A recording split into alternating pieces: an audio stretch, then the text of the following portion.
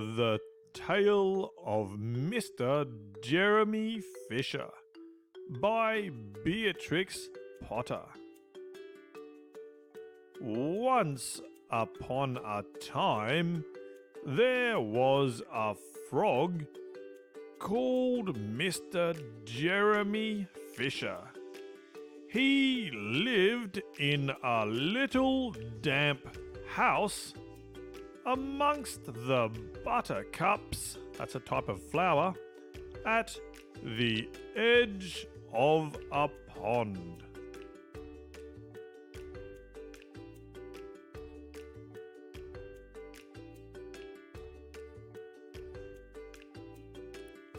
The water was all slippy, sloppy in the larder and in the back passage.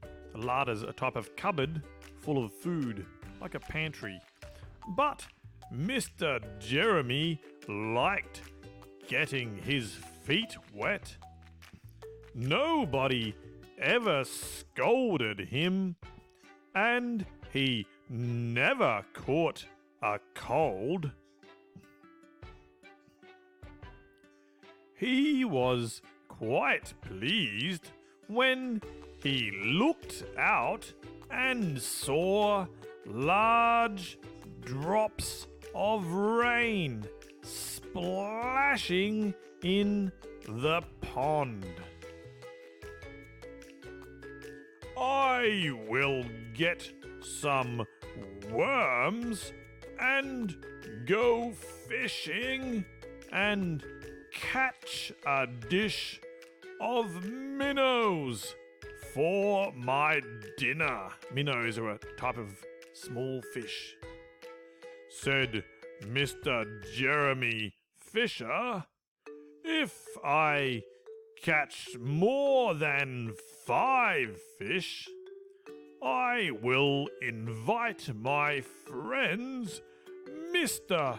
Alderman Ptolemy Tortoise and Sir Isaac Newton. The alderman, however, eats salad.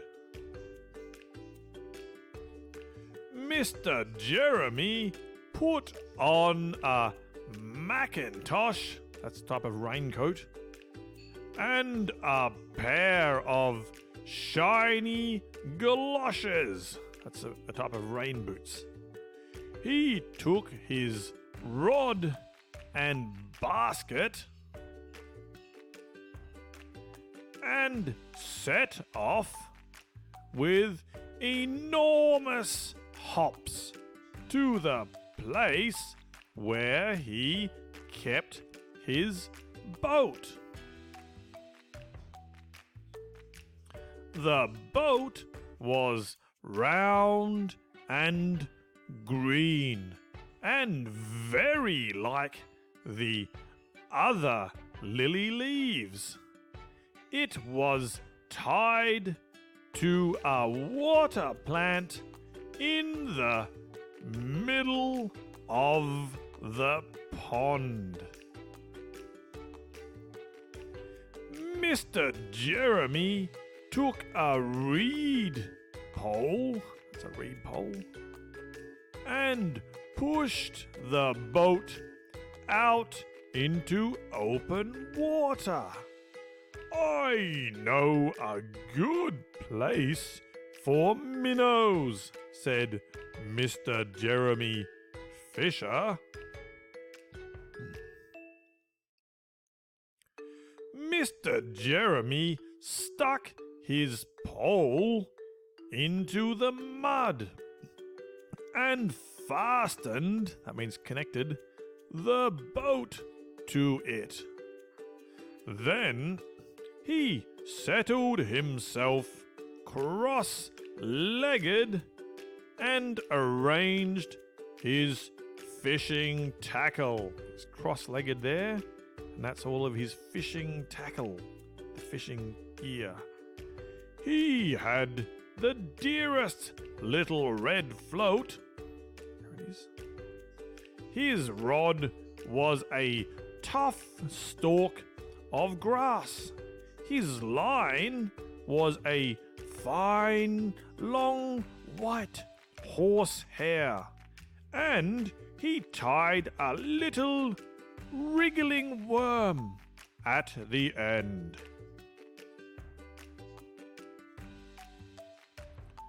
The rain trickled down his back,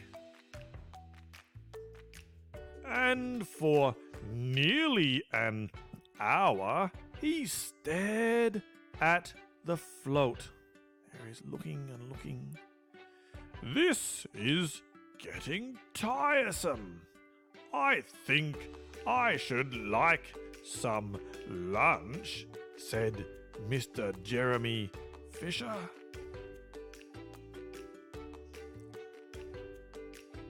He punted back again amongst the water plants and took some lunch out of his basket.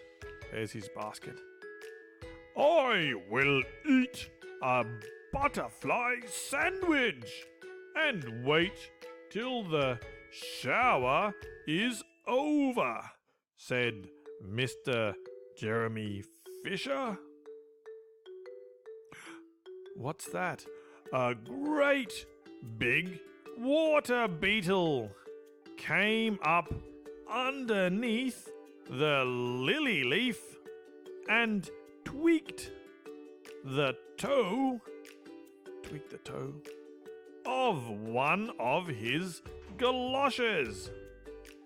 Mr. Jeremy crossed his legs up shorter, out of reach, and went on eating his sandwich.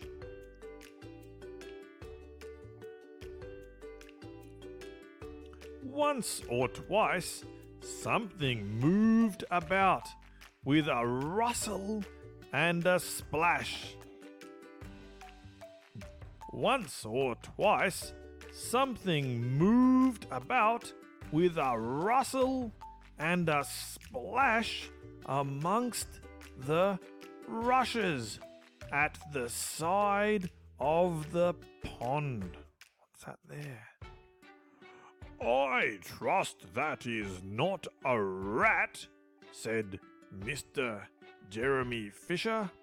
I think I had better get away from here. Mr. Jeremy shoved the boat out again a little way and dropped in the bait. There was a bite almost directly. The float gave a tremendous bobbit. Whoa, whoa, whoa, whoa. A minnow! A minnow! I have him by the nose!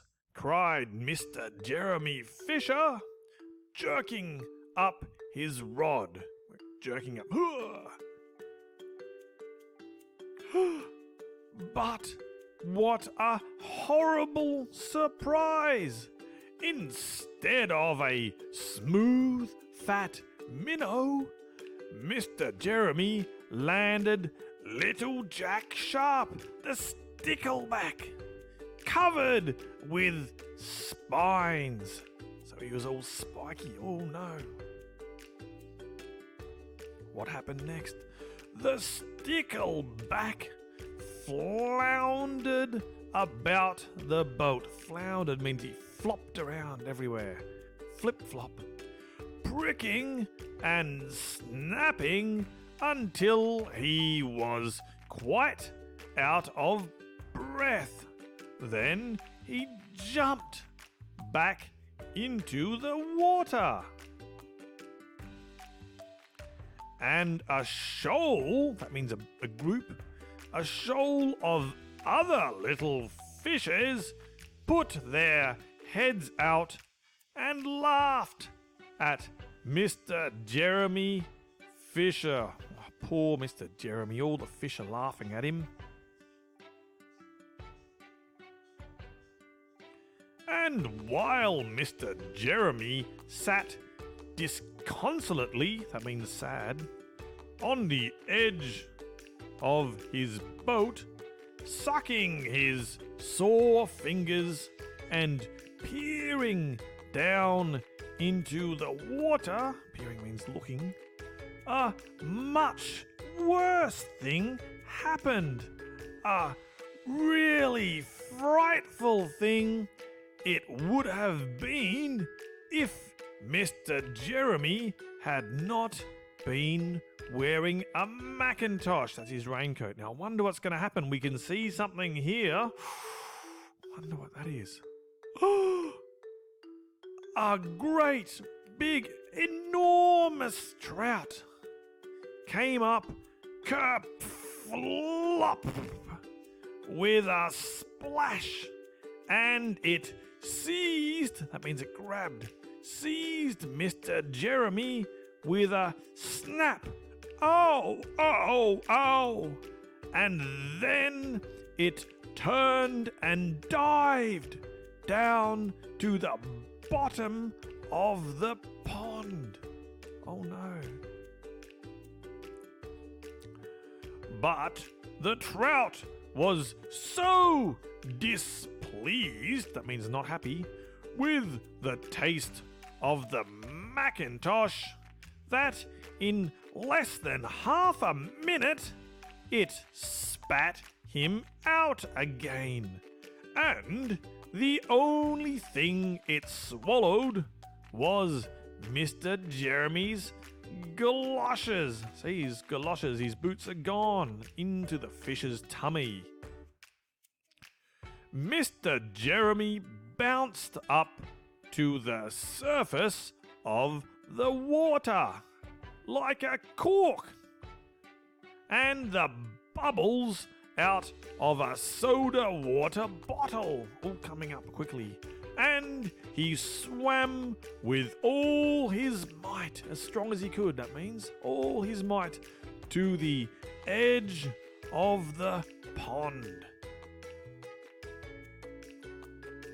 He scrambled out on the first bank, that's the side of the pond, the first bank he came to, and he hopped home across the meadow with his Macintosh all in tatters. That means all ripped up. What a mercy! That was not a pike, said Mr. Jeremy Fisher. A pike's a very vicious fish. I have lost my rod and basket, but it does not much matter, for I am sure I should never have dared to go fishing again. He put some sticking plaster on his fingers, and his friends both came to dinner. He could not offer them fish, but he had something else in his larder. I wonder what he had. Sir Isaac Newton wore... It's okay, I'll start again. Sir Isaac Newton wore his black and gold waistcoat, and Mr.